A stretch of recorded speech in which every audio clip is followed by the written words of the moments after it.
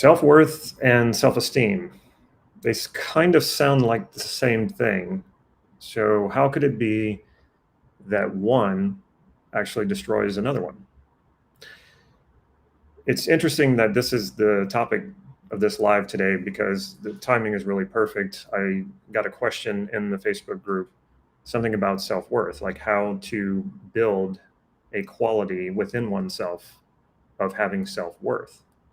And my question was, how would you know when you have worth or self-worth? How would you know it when you're experiencing that and when you are not? So if you think about examples in your life of times where you felt worthy, self-worth, and times when you felt unworthy, what was the difference between the two? What is it in those examples that indicate to you how you need to go about creating more worth in yourself? We'll come back to that. Self-esteem is how I feel about myself. So how is that different than self-worth? Well, when we say worth, we're talking about a value that can be measured, right? When we talk about how much is a car or a house worth, we're talking about what is its value measured in money. So money is the measurement. How many dollars in my case, because I'm from the US. I'm in Romania right now, so I could say how many lei or how many euros, because they actually do use euros for certain purchases like homes. So when we're talking about worth, we're talking about something that can be measured by a unit of measurement. There is some sort of scale there that you can measure something. When we talk about esteem, we're talking about a feeling. How do I feel about myself? That's what self-esteem is. And it's really mysterious for a lot of people, and it was for me for a long time until my mentor, Steve Andreas, pointed it out to me. What really is self-esteem? You can look up on Amazon. This was one thing that my mentor also said. If you look up on Amazon, self-esteem, and you look for books on that, you're going to find a ton of books on it. It'll go page for page for page on books on self-esteem. And I've never come across a single one of those that actually defines what it is more deeply than what I'm going to explain here. Or I should say, not as much defining it, but how do we cultivate it? How do we create it? Like, how do we really do that? And I can say things like, well, just love yourself. Okay, problem solved? No, it's not. How many times have you told yourself, okay, I'm going to start loving myself. I'm going to start liking myself. I'm going to start thinking well of myself. That doesn't solve the problem of low self-esteem. If it were really that simple, I don't think so many books would have been written about it. So how do we get self-esteem? Well, we have to know what we value. We have to know what our values are. What is a value? A value is a generalization about an experience that's important to you. So, for example, happiness, peace, joy, love, passion, playfulness, humor, courage, bravery. These are all experiences that I value, and I'm sure you probably value those as well. So then we say, okay, well, I've had experiences of all of these values. I've had happy experiences. Or kindness might be a good value for you. I've had experiences where I felt kind. Okay, so let's zero in on that and say, okay, well, what was happening in that experience? What was I doing that gave me that feeling? So if I look at my happy experiences, I see experiences of me doing things that really make me happy and that I enjoy. Maybe it was just spending time with friends and family, or maybe it was a hobby that I really enjoy. And so I was doing that. I was kind of blocked out everything else and only focused on this one thing, was really present to it. And it made me very happy. Maybe with kindness, I was nice to someone. And when I did that, that was me aligning with the value of kindness. Therefore, I felt good about myself. So when our behavior and our choices and our decisions align with what we value, when they align with the generalizations that we feel are important to us, we feel good about ourselves. It really is that simple. I'm going to say it again because I want everybody to get this.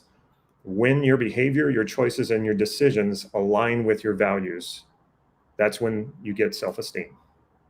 Now, you can go into a state of self-esteem, and then as soon as you stop doing the action, like stop, you're kind to someone and then you go on about your day, for a lot of people, that good feeling goes away very quickly.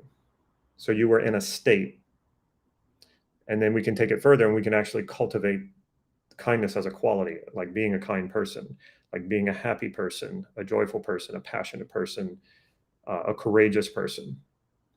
So we can, simply by aligning our behavior with what we value, our self-esteem goes up. Now, when we become what we value as qualities of who we are, when we feel certain and solid about that, that's when your self-esteem gets elevated and stays there and is grounded there. And then you don't get into things about doubting yourself and wondering if you're good enough, because when you are what you value and you believe that certainly and solidly, not perfectly, but certainly and solidly, then you have sustained self-esteem and confidence about who you are. You don't doubt yourself anymore. That's what that self-confidence that a lot of people are chasing. A lot of people are trying to fake until they make, which doesn't work at all. So that's self-esteem.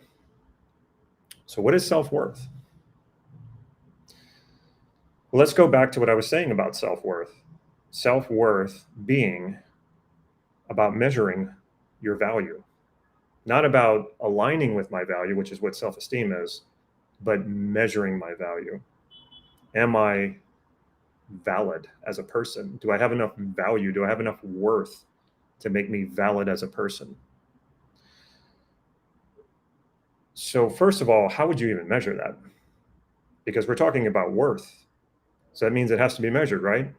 How do we measure that? What is the scale or the instrument in which we can measure your self-worth? I don't know of anything that exists like that. But please, if you think you know of one, mention it here in the comments. There is no such thing as a scale or a unit of measurement that can measure your self-worth. So then how do we do it? Because you're probably saying, okay, I agree with you, but I have these feelings. I have these feelings of high self-worth and I have these feelings of low self-worth. So where does that come from? Good question. Well, first of all, let's acknowledge that it's not coming from a specific unit of measurement, as if we can, put it on the market and set the value. No such thing exists. So what do we do that makes us feel either worthy or unworthy? What we're doing is we're comparing ourselves to other people. More specifically, we're passing what we think of ourselves, our validation of ourselves, through the eyes and the perceptions of others. So in a sense, we're kind of hallucinating this thing. So I want to make myself feel of higher self-worth. So what do? I compare myself to someone who I think is of lower self-worth than me. Maybe they don't make as much money as me. Maybe they don't own as much stuff as I do. And I go, all right, I'm better than that person. So what does that do to us? Well, not only does it inflate our ego, which doesn't help us, it makes us not want to really go out there and accomplish anything, especially things that would align with our values, because we go, well, you're kind of looking backwards. You're looking down on that person and you're saying, well, okay, I'm up higher than that person. So it's not very motivating to do much more else than just feel prideful or good about yourself. Now, if I compare myself to someone who's I perceive as being better than me because maybe they make more money, maybe they have, a more attractive spouse, or they own more stuff than me, or they have achieved more, then what happens? I feel of low self-worth. I feel bad about myself. It actually, for most people, also zaps them of motivation as well, because motivation is going to be found in your values. That's really, really important. What is motivation? It's your values. But when you're playing this comparison game, you can't win. You can never win. And you might say, well, what if I only compare myself to people I feel better than? Won't I win there? It doesn't work that way, because you're introducing an equation here. And that equation, like any other mathematical equation, functions no matter which numbers you plug into it, right? You plug in whatever numbers, meaning that's your context, whatever the numbers are, and that equation functions the same way every single time, whatever the equation is. So if we're going to, the metaphor here is the equation for comparing yourself to other people. If you're going to compare yourself to other people, now you've imposed this equation of comparison in your life. And so you can't only do it in one direction. You can't escape it. Anytime you're in the presence of anyone, you're going to compare yourself to that person, no matter what. And sometimes it's going to feel really bad, and sometimes it might make you feel good in a sort of arrogant, prideful way, not in a very motivated way. So what am I getting at? There is no such thing as self-worth. It's a delusion. It's a concept that most people are imposing on their lives. Now, I had this really strange journey with this because I was following my teacher's teaching and his mentoring, and he, said, "Here you go. This is how you create self-esteem. It's also what your motivation is. Know your values, behave in alignment with your values, and then take it further. Use his self-concept, Steve Andreas's self-concept model, to install these values as qualities of who you are using your real life experience." So there's nothing about faking it. We don't fake anything. Okay. And so I was doing that, and with every quality that I valued, that I would solidify and install in a very certain and solid way, every time my self-esteem would go up a little higher, and it was very grounded and very sustained. It's not like it disappeared the next day. And then I was talking to a friend, and I was struggling with something. And he says, Damon, I think you're suffering from low self-worth. I was like, how could that be? I feel like my self-esteem is really grounded. It's sustained. It's not like it's coming and going. So, but he's right. Like, there is something here of a feeling of low self-worth. And so I went back to my mentor and I said, I think I'm suffering from low self-worth. What, do you have anything to offer on this? And he says, yes. He had written so much in his books that oftentimes his mentoring was go to this book, chapter, and whatever page. And it was amazing. He had this stuff memorized. And he said, go read this. I actually did a section on this. And so I went and I read it. And he said, what I'm telling you now. So I'm not taking credit for this. He said, there is no such thing as self-worth. There's no way to measure it. And he said, okay, some experiments you can run to think about this is to think about a pet, like a dog or a cat. Do they think about deservingness? Do they think about self-worth? No, they don't. They don't feel like they need to earn their way in the world. They get hungry. They go, time to find some food. They want love and affection. What do? They put themselves right in front of you, right? And just look at you with those, eyes like, give me some love. They're not thinking, I need to earn this. They just do it. Now, I know what you're thinking already. You say, yeah, Damon, you're talking about pets. They don't have jobs. They don't have to do, they don't have to provide for a family, and on and on. And I agree. That's one of the things about animals. They don't have to do that. What about a baby? A baby is born into this world. And I would say we're not owed anything, by the way. We don't deserve anything. If you want to say, like, if we draw a circle around a particular area and you enter agreement with someone and you say, okay, I'm going to do this and you're going to do that, and then this is how we divide up the reward, then of course, yes, you deserve that based on your agreement. And we need to have those kinds of structures in the world. But we're talking about just raw life. You are born into this world not deserving anything. You were not owed anything.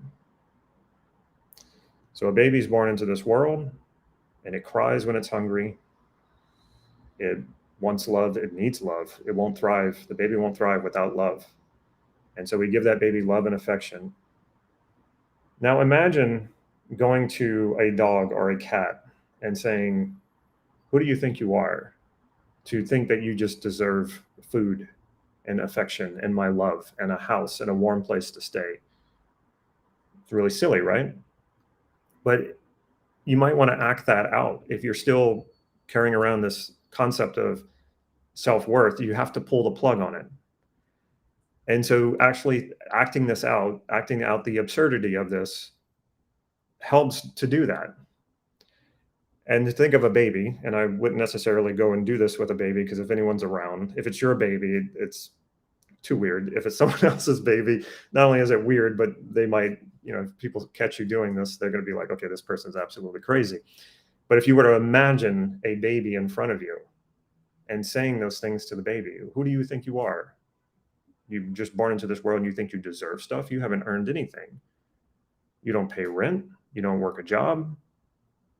Why should you deserve my love or anyone's love, or to eat, or to have your diapers changed? Yes, it is absolutely absurd. But in acting out in an absurdity like that, it will start to shine the light on your absurdity of carrying around this concept of self-worth as if your worth or your value can be measured. It cannot. Not in like who you are. We could say, okay, your skills or your education based on the market, but that's something completely different. So what was my problem here, where I was actually experiencing pretty decent self-esteem, but yet feeling at low self-worth? Well, I was playing the comparison game. That was one thing. And I was carrying this feeling around, probably put there very early in life from not just my parents, but society, culture, that you have to earn your way in the world. Otherwise, you don't deserve anything. And see, we're applying all these dysfunctional concepts on top of dysfunctional concepts. Now, to take it even deeper, another thing that happens for most people at some point in their lives is what we call an imprint. And we have an NLP process called re-imprinting. So we go in there and we re-imprint. It's like a little trauma. Sometimes it can be a big trauma. And at one point in our lives, most of us experience this, where we were probably younger than the age of 7. That's typically where it occurs, where you're still sorting out your personality and what are you and what you're not. And up until that point, for most of us, all of us have a different experience, but for most of us, we experienced what we would call unconditional love, where we received love from our parents or whoever was raising us, and it was never conditioned. It was never like, well, if you go clean your room, then I'll give you a hug. Or if you eat all your food, then I'll give you more love, or, a kiss, or, we weren't that's not how most of us were raised. We were just given those things. But as we grew in our understanding and we started to develop a personality, and our parents communicated something to us that we misinterpreted, most likely. Some parents could be more mean about this, of course. But what we interpreted at a certain point was that that love that we thought was unconditional suddenly has conditions on it. Suddenly we have to earn it. And if we don't work toward it or earn it, mom or dad or whoever was raising us might withhold that love from us. And this can be terrifying to a child. So you're going about life thinking that, yep, even when I make mistakes, mom and dad loves me, and I'm just going about my life. I'm not trying to make mistakes. I want to please them.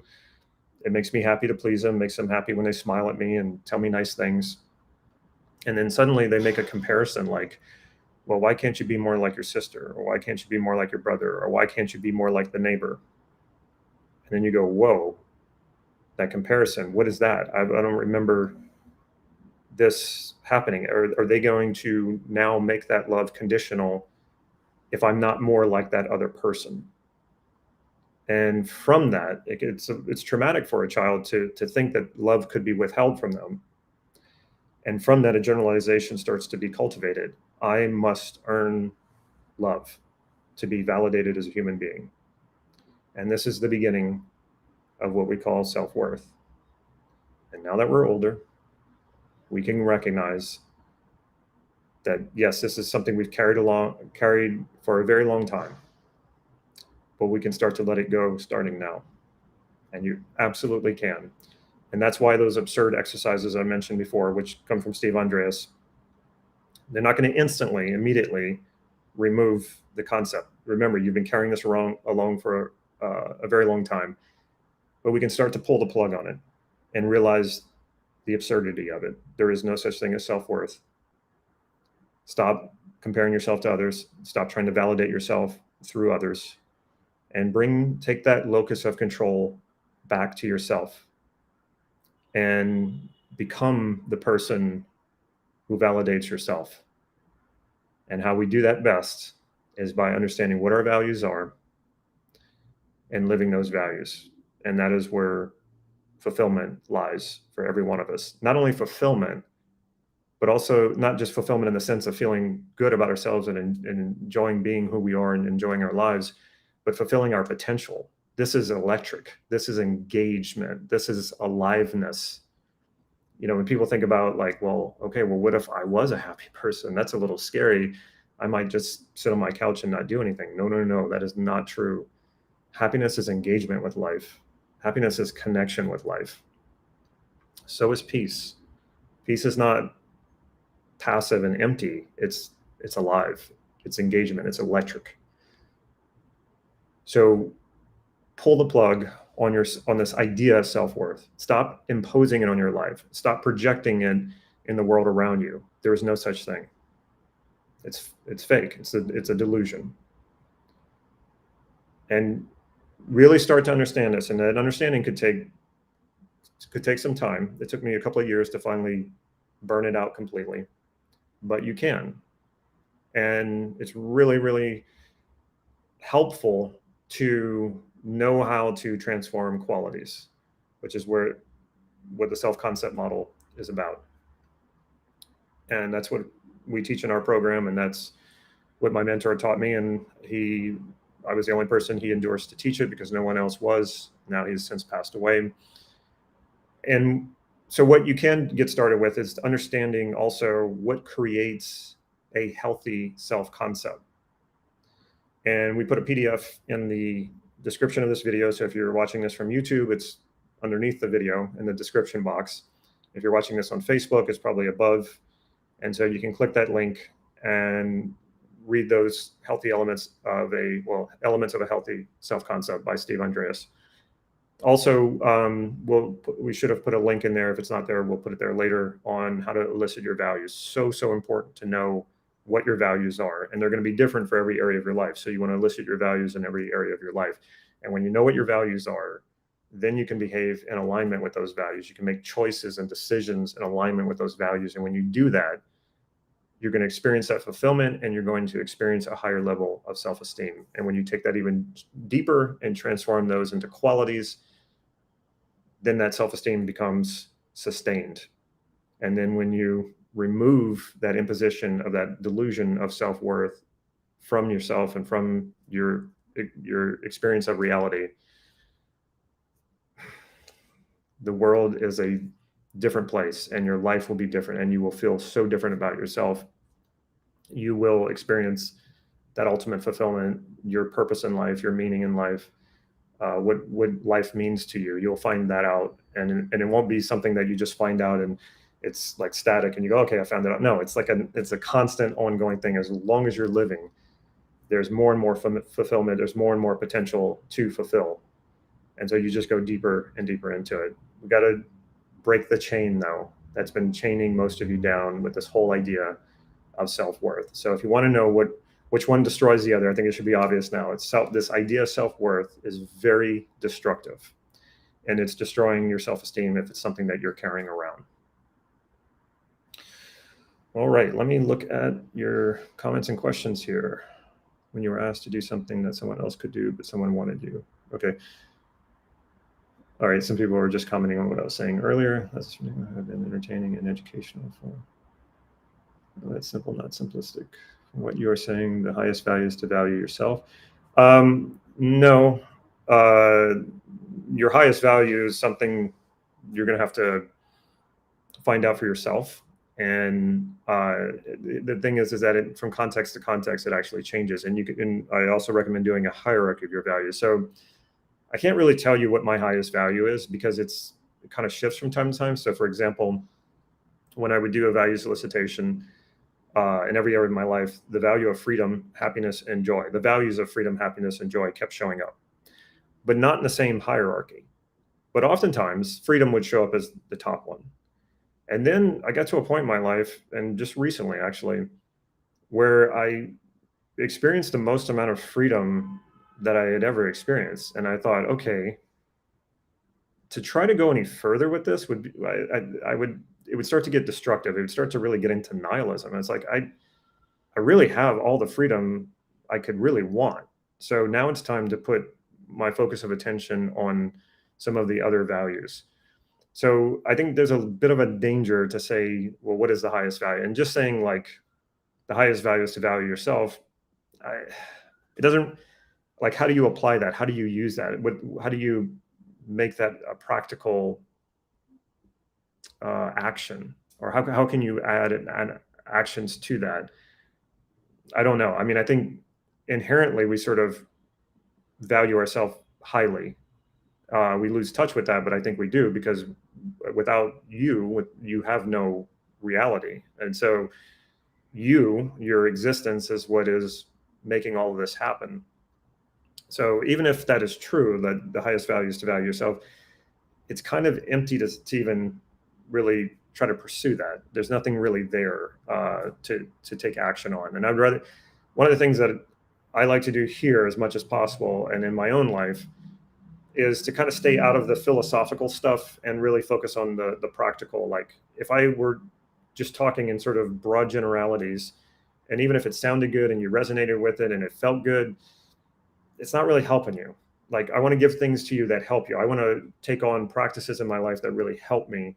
And I'm not totally throwing out philosophy either. I think philosophy can be good for really focusing your attention. So instead of saying like focus on yourself as a highest value, I don't think that's very useful. I would say find out what your values are in every area of your life and what are the hierarchies on each of those sets of values, and then pursue those. That's going to be a much more useful way of focusing your attention than just saying, oh, trying to focus your attention on you being the highest value. Happens when you don't get a job, you tend to conclude that the person who got it was worthy and you weren't. Yeah, that's a common feeling. But let me ask you, John, does that help you? And maybe it does, in the sense that you go and you look at that and you say, okay, well, what did that person do? Not that person was of more value than me, or that person was better than me. What does that even mean? That's meaningless as well. But maybe you go, okay, well, obviously that person had something that I don't. Let me go look at what they had. And then even better if you could talk to the person, or even better if you could talk to the person who did the hiring. And you could say, and I've done this before, and I've known people who have, and I was better off for it, and the other person was better off for it. But to go and ask and say, can you tell me why that person got the job and I didn't? And I'm not going to argue with you. I just want to know so that I can better myself. And sometimes it was something that like wasn't even worth, pursuing. It's just like, sometimes it's because that person had something like being bilingual or something like that. And it's like, okay, am I really going to go out and try to learn another language so I can add that to my resume? For some people, that is a good option. For me, not really a good option. It would take too long. And then, by the time I would do that, I was like, I needed a job now kind of thing. So when it comes to hiring people, I mean, it's going to be more about, do you have the skills and the work ethic that they need, or don't you? Or are you a good fit for the company? Maybe you're not. It doesn't make you, of less value. It just means that you might not be a good fit. So, but I can tell you for certain, I've had that feeling. But if you just stay stuck in that feeling, that doesn't do anything good for you. Use that to go and find out, okay, well, how do I do better the next time? How do I better myself? How do I make myself more attractive in the job market? All right, it seems the next do is to decide on values and the practice of aligning with them. So yes, definitely do that, and pull the plug on this whole idea of self-worth. A lot of, I'd say the 99% of the population suffers from this. And for most of my clients who come to me, they suffer from it too. And here's the thing. I have worked with extremely successful people who are like on paper are more successful than I will probably ever be. And they're coming to me for help because they're experiencing imposter syndrome. And this is directly linked to self-worth. So they think that they can sort of out-earn, out-achieve those feelings of low self-worth. And then they get there. They have all the success they could possibly want. And then they go, what's going on? I still feel of low self-worth. I don't feel like I even deserve this. I don't think I'm worthy of this. I don't think I'm good enough for this stuff, but here it all is. I have a wonderful family, a wonderful spouse, wonderful kids, 7-figure income. I thought by the time I got here, I would feel worthy of it all, but I don't. That's imposter syndrome. And where does that come from? That comes from not solving that self-worth problem and then wrapping themselves up in lots of success. Our mind doesn't understand the illusion. It just concentrates on concrete perceptions from how others treat us. So yes and no. I mean, you can retrain your mind is what I'm getting at here. You can absolutely retrain your mind to see things in a much better way that is more useful for you. Does low self-worth originate from misunderstood second position experiences? I mean, I really think it originates from what I explained about the feeling of that love, what you thought was unconditional now has conditions, and that you have to earn it. And so that's usually what it comes from. I think people going second position at that point is probably sort of a strategy. So if people are only stuck in second position, for those of you who don't know what I'm talking about, I'll give you a quick breakdown. So there's 3 positions, and we do this, and this is part of NLP, but we naturally do this. We either are in our bodies perceiving things through our own eyes and all of our own senses, and that could be something that we're doing right now in the present moment, or we could be thinking about a memory. Okay, when you think about a memory, do you relive it in the sense of, do you drop down into your own body and you're in a first person point of view perspective? That is what we call first position. Or are you experiencing it from someone else's perspective who was in the memory? We call that second position. Or is it a third position? And if you think about like a novel or a movie, some sort of story, that's how the narration happens, right? You're either sort of experiencing the story through the hero's eyes, or you're experiencing the story from someone else who's a player in the story, but not the main character, the hero. Or there's a sort of third person omniscient narrator who's telling the story. So those are the 3 positions. And we do this. We do this in our minds. We relive experiences either in first, second, or third, or maybe a combination of those. So when a person goes second position with other people all the time, especially one particular person in a relationship, that's what we call codependence.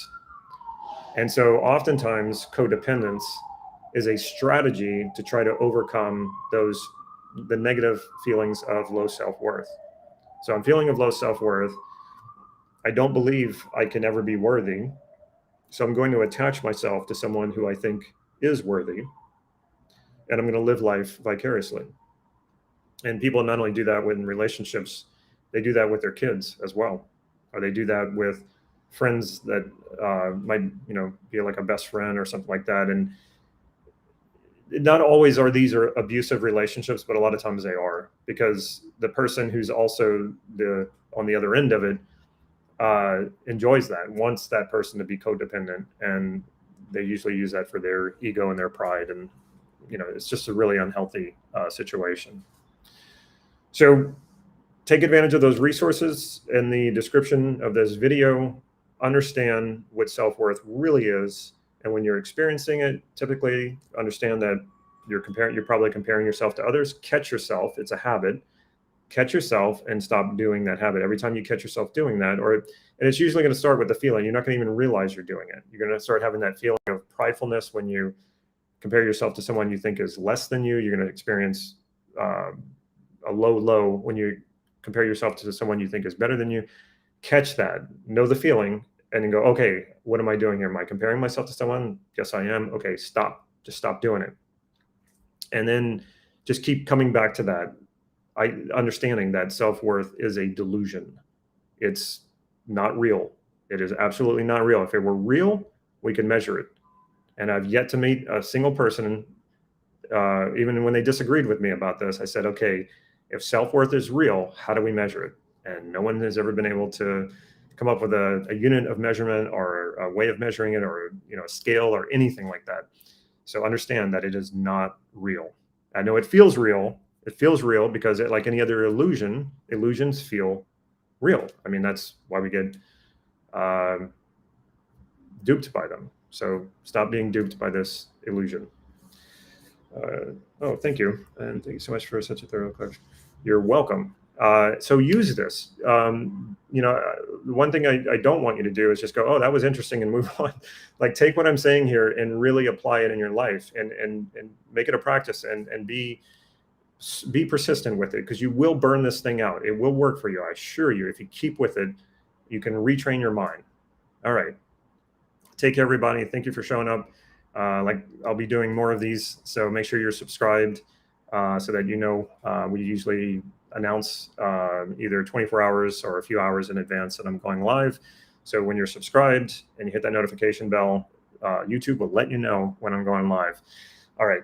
Hope to see you next time. And for those of you who are watching this not live, same thing. Make sure you subscribe so that you know when I am going live. And it will be different times and different days. So I don't really have a set schedule. All right. Take care.